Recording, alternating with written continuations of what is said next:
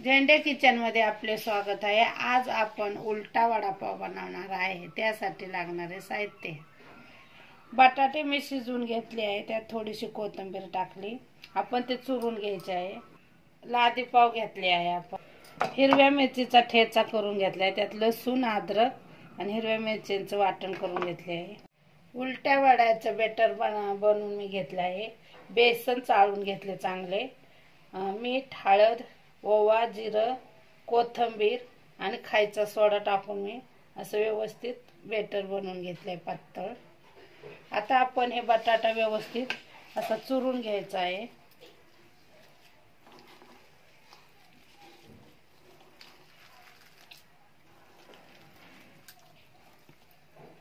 चार शिट्ट्या देऊन मी कुकरला म्हणजे व्यवस्थित असा बारीक चुरता येतो।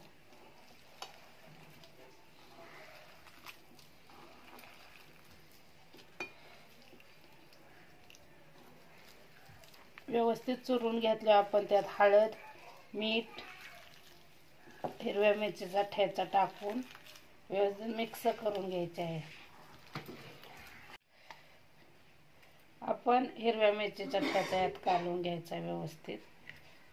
मीठ मी चवीनुसार, हळद 1 चमचा, आपण हे व्यवस्थित मिक्स करून घ्यायचे आहे असं बेटर।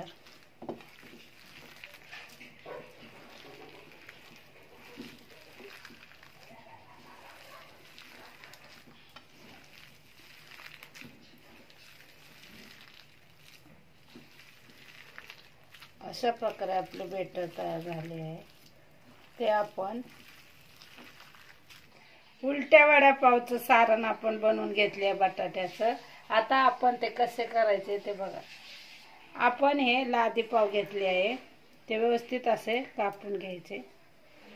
अशा प्रकारे व्यवस्थित कापून घेतले की त्यामध्ये बटाट्याचं बेटर लावून घ्यायचे। बटाट्याचं सारण आपण व्यवस्थित त्याला लावून घ्यायचे। ते असे व्यवस्थित लावून असं दाबून उलटा वडापाव करण्यासाठी। नंतर या बेटर मध्ये आपण असं मिक्स करून घ्यायचे आणि ते तळण्यासाठी आपण तेल ठेवले आहे।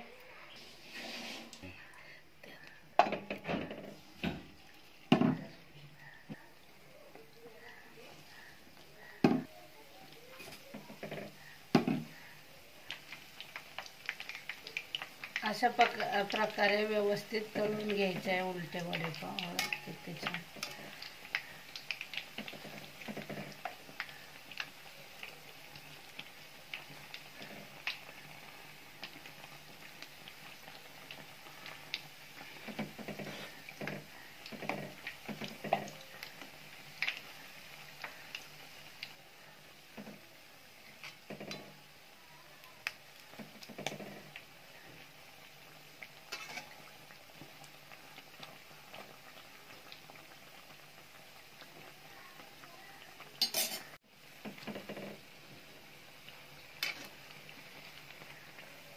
अशा प्रकारे आपले उलटे वडेपाव तळून झालाय बघा, किती छान!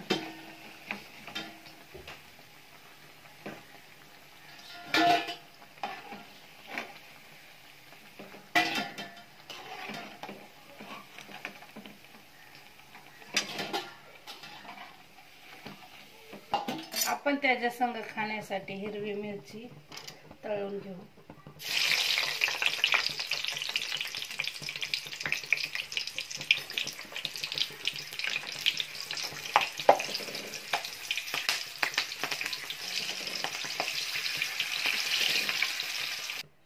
अशा प्रकारे आपल्या हिरवी मिरची तळून झाले। आपण त्याला थोडंसं मीठ टाकून घ्यायचे, व्यवस्थित असे मिक्स करून आपण ते वडापाव संग किंवा उलट्या वड्या संग बी खाऊ शकता, त्याच्या संग बी खाऊ शकता।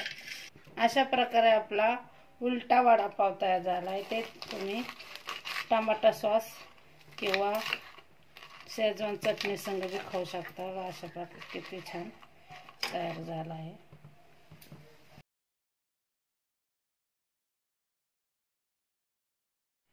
अशा प्रकारे आपला उलटा वडापाव तयार झाला आहे. ते तुम्ही टमाटर सॉस किंवा शेजवान चटणी संग बी खाऊ शकता. झेंडे किचनची रेसिपी आवडली असेल तर लाईक करा, शेअर करा, सबस्क्राईब करा, बेल आयकॉन दाबण्यास विसरू नका, कमेंट करण्यास विसरू नका. धन्यवाद.